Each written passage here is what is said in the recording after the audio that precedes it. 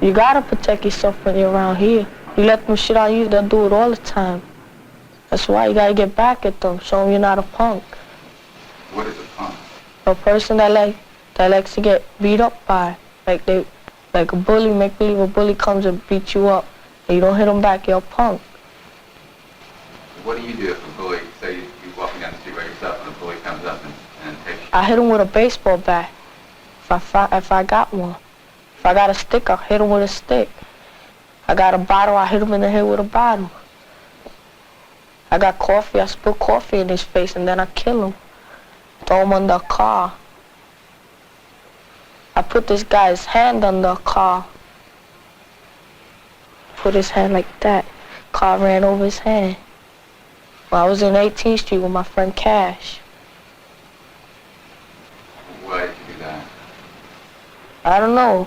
I just felt like doing it because the guy got wise with me and I just wanted to show him he's a chump. Nothing happened to his hand, he just crushed it a little bit. What happened the time with the guy with the ice pick? What did you do then? What did he do to you? Nah, he said I hit his mother and I didn't hit his mother. And he come pulling out this blade, so I stabbed him with an ice pick. Is an ice pick a fairly good weapon? Yeah. Internal bleeding.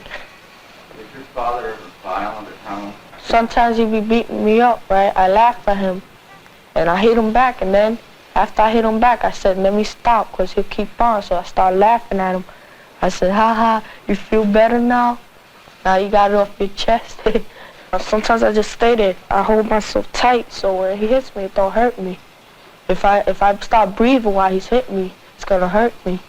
When your father was beating on you, and then you would go out on the street and take somebody else off, is there a connection between the two? I don't know if there is, but it feels to me when my father hits me, I just feel like going and hit somebody or take them off, because it takes the pain away from you.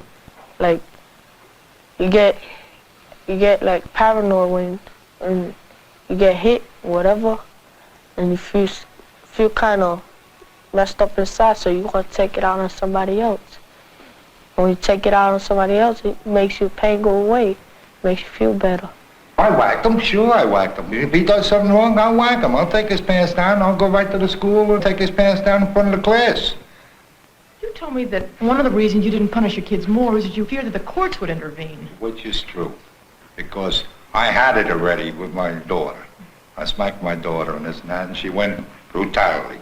Kenny has told us that sometimes when you hit him, it makes him so upset and angry that he goes out on the street and hits other people and mugs them.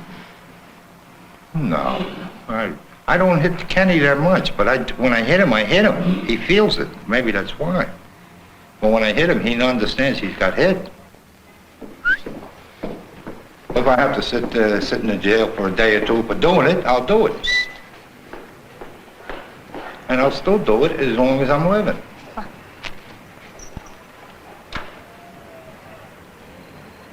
Where I live, this is a bad neighborhood. Everybody around there would be getting high, drinking, the works. My mother's a drug addict and my father's still an alcoholic. Some kids would make fun of me, you know, your mother's doing this and your father's doing this. So to be part of, I would go and join them. So we would go to Prospect Park. Either we take some bikes or we rip off some kids and things like that.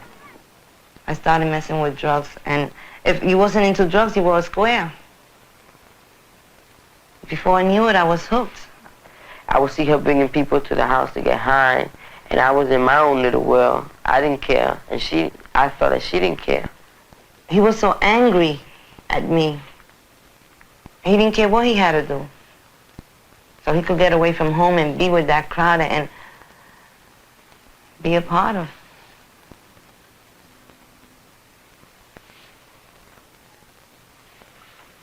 And I know I drove him there. Why you used to get high and everything? I used to tell you, don't stay with those people. So I would go outside and get high, go stealing and everything. I didn't care. I would know my kids need shoes, and I would get high first. to anybody. I didn't care if the kids didn't eat. I didn't care if they didn't sleep. I didn't care if they slept on sheets for 4 weeks. I didn't care. As long as I had what I wanted. And then as we started growing up and going to school and getting into all these fights, and I didn't know what to do. I didn't know to be a father to you, a mother. He wasn't there, and I wanted a brother, you know, a nice family, like some other kids I knew. I realized you would be getting high, then I go with Daddy, and he be getting drunk and everything. So I just felt like, you know, I feel like dying and killing you and killing Daddy and everything. Just like, give it a damn. Sorry.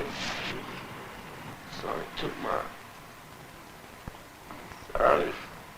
I'm so sorry, Jerome. I must have been like, say where Mr. Mine.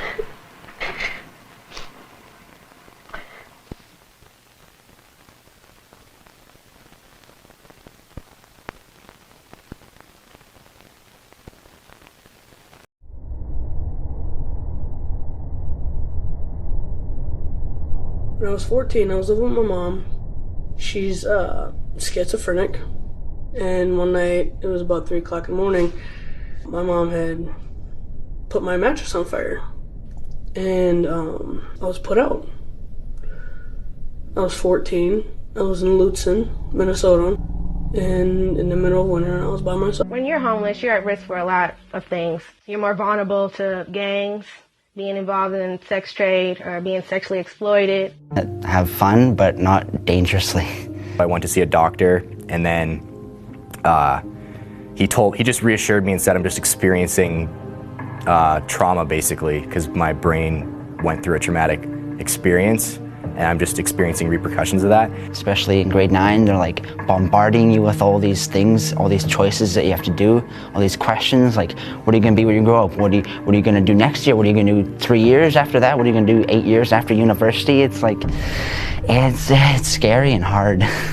I've had people say, like, it'll make you not worry about school anymore and it'll take that stress off, and I think so many people are feeling that stress of school and everything that they say, okay, well, if this will make that feel better, let's try that. And then those are usually the people who, they get addicted to the feeling of forgetting, and it just overtakes everything. No, the pain's still with you. Still with them every day. It's not taking away the pain, it's only giving them more pain. I know for me, I've had 2 friends pass away from fentanyl, and I didn't even realize that one of them was doing fentanyl. Everyone knows about fentanyl because it's so deadly, but like, I know cocaine, I've just heard from numerous people that cocaine isn't what it used to be. When people go to parties, they're like, oh, careful, like, don't drink too much. Like, they just kind of assume it's like that, because I think that's more how it was as they were kids. But I don't think they realize how much that sometimes there are, like, how many actual hard drugs are out there, and like how many youth have been affected by them. I'm back in school. I dropped out twice when I was on drugs, and now I'm getting stuff done, which is amazing. I get through my days minute by minute.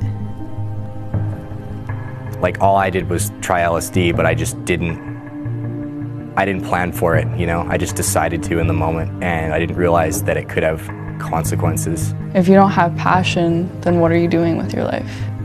You know, you're kind of just spiraling out of control to some place that is really bad. You don't have to do like take drugs or smoke or everything just to fit in. They'll like you for who you are, and if they don't, well then they're probably not that great. It's really important to find at least somebody that cares. Even if you don't have any family or friends around you, just find somebody, and that means going anywhere, going to a therapist, going to a counselor, going to somebody you feel some sort of connection with and telling them what you're going through.